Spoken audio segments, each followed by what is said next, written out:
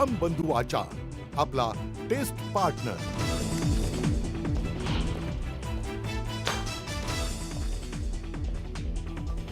गृहमंत्री अमित शहांनी लोकसभेमध्ये 130वे घटना दुरुस्ती विधेयक मांडलं। काँग्रेस आणि एमआयएमचा विधेयकाला विरोध, लोकसभेमध्ये विरोधकांचा गदारोळ।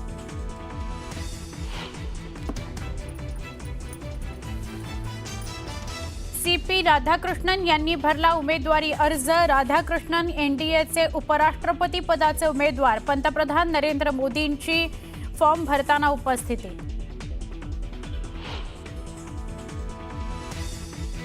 विजेच्या तारेला स्पर्श झाल्यानं एकाच कुटुंबातल्या 5 जणांचा मृत्यू। जळगावच्या वरखेडे गावातली धक्कादायक घटना।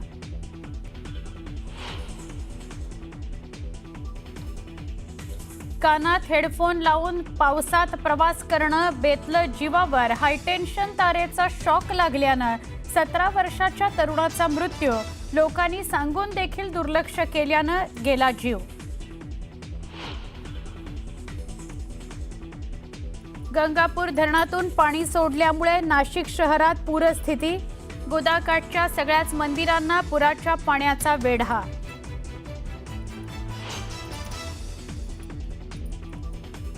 कोल्हापुरातील पंचगंगा नदीची धोक्याच्या पातळीकडे वाटचाल। नदीचं उगमस्थान असलेल्या प्रयाग चिखलीतील दत्त मंदिर पाण्याखाली।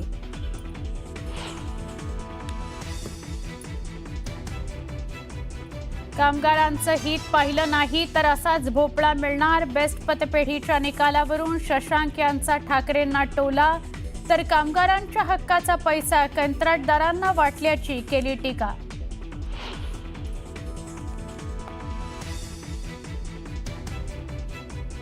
मुंबई महानगरपालिकेच्या निवडणुकीपूर्वी ठाकरे बंधूंना मोठा धक्का।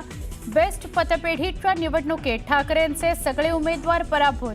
शशांक राव यांच्या पॅनलचे 14 तर प्रसाद लाड यांच्या समृद्धी पॅनलचे 7 उमेदवार विजयी।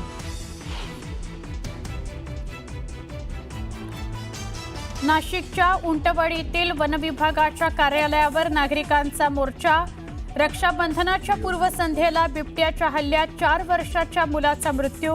अंत्ययात्रेपूर्वी भावाला अखेरची राखी बांधतानाचा लहानगीचा व्हिडिओ झाला होता व्हायरल। आणि दिल्लीच्या मुख्यमंत्री रेखा गुप्तांवर हल्ला। मुख्यमंत्र्यांच्या शासकीय निवासस्थानी जनता दरबारावेळी अज्ञाताकडून हल्ला। नातेवाईक तिहार तुरुंगात असल्यानं सुटकेची मागणी करताना घडला प्रकार।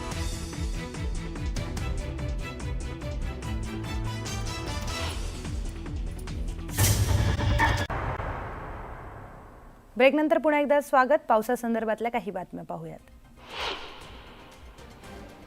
मागील 6 दिवस सुरू असलेल्या पावसाच्या संततधारेमुळे नवी मुंबई मोरबे धरण ओव्हरफ्लो झालंय। त्यामुळे धरणाचे दोन्ही वक्राकार दरवाजे 25 सेंटीमीटरने उघडण्यात आलेले आहेत, तर 1123 क्युसेकने धावरी नदीपात्रात पाण्याचा विसर्ग सुरू आहे।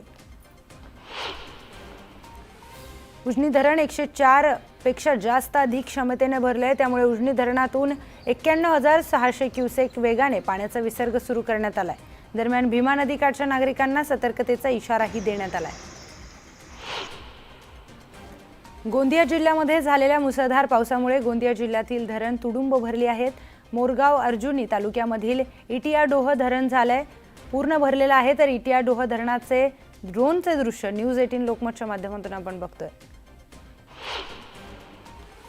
वर्धा जिल्ह्यातील धरण क्षेत्रातील पावसामुळे धाम प्रकल्प ओव्हरफ्लो झालाय। धरणाच्या 34 दरवाजांमधून विसर्ग सुरू करण्यात आलाय, तर धाम नदीकाठच्या गावांना सतर्कतेचा इशारा यावेळी देण्यात आलाय।